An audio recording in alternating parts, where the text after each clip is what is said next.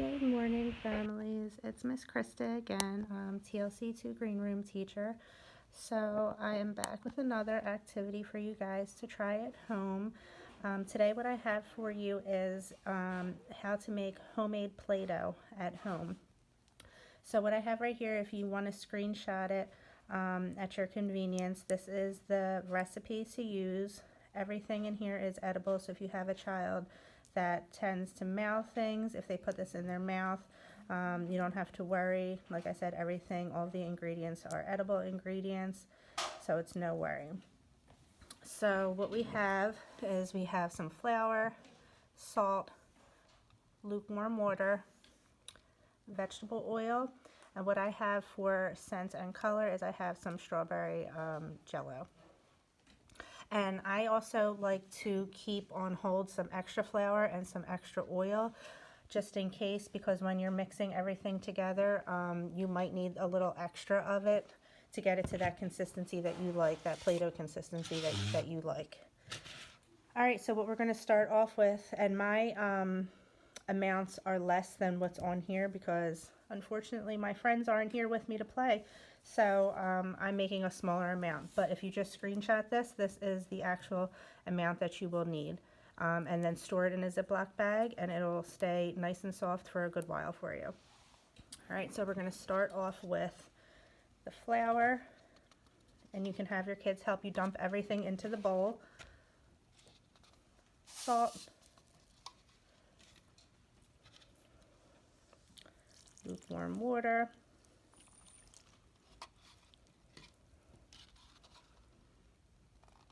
vegetable oil, and then you can just start. Get in there and get messy. Have them get in there and get messy with you.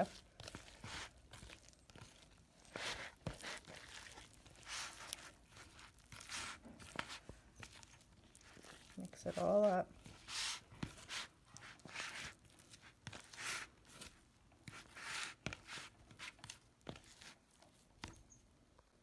Okay, and here's how it's going to look when it's all finished. I added in the strawberry jello mix. Now, if you don't have food coloring or Kool-Aid or jello mix, that's fine. You don't have to add it. That part is optional. It just adds color and scent to it, but it certainly is able to be worked and played with without that part. It's still completely fine. It'll just have that dough color look to it, which is fine. It's still workable. But yeah, when you get it to a consistency like this, like a Play-Doh consistency, then you're good to go. And the kids can play with it. They can, take pieces off. They can roll it. Encourage them to push. Encourage them to roll. If you don't have any cookie cutter Play-Doh toys at home, that's fine. You can encourage them to roll it into snakes and give them a model of the first letter of their name. They can make the letters of their name by, molding it into lines like this to create the letters of their name.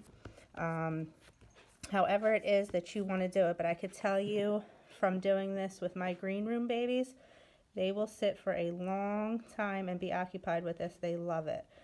So it's a fun activity for them to do, and it's very engaging for them. And like I said, no worries if your child mouths things, because everything in here is edible and safe for them.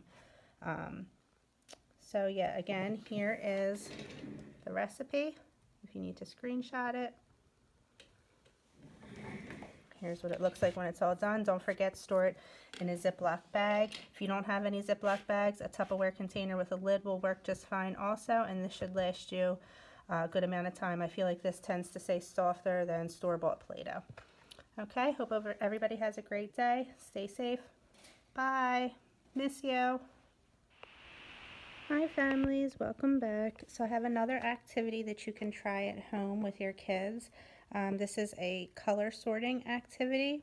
What I have are some Legos here, and then on pieces of paper I wrote each of the names of the colors along with a little scribble of each one to see what the color is.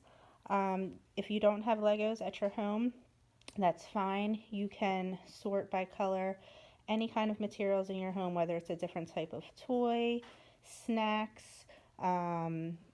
items of clothing, whatever it is that you have at your home, you can try this out with. It doesn't have to be Legos.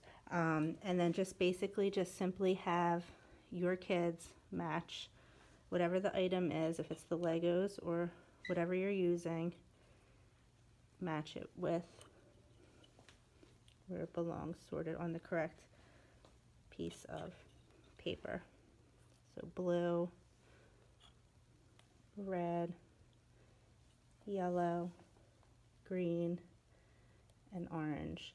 And then also what you can do with them, depending on your child and how your child learns, this amount may be too much for them. What you can also do is simply start with, instead of 5, you can start with just red, or one color, one specific color. Have them practice just putting the red items on the red piece of paper, like that. I would start with giving them a model first, showing them where the red goes, and then see if they can do one after that, putting red goes with red. You can start with one like that, or you can start with 2 at a time. You know, show me red, where does red go? Show me blue, where does blue go? And so on and so forth. And then once they master that, then you can add another color in, possibly yellow. Okay, show me yellow, where does yellow go? Great job. But always start with a model first. So before they do it, show them first. Say, this is red, red goes here with red. And then see if they can do it after you. Okay, and like I said, just keep moving, adding more colors in after they master each paper. You can add more in and see as they go. And like I said, it doesn't have to be Legos. It could be anything that you have in your home, food, snacks, items of clothing, whatever it is that you have at home, that you can do something like this with, sorting colors with your children. Okay, thanks so much. Have a great day and stay safe. Miss you, Green Room Kitties.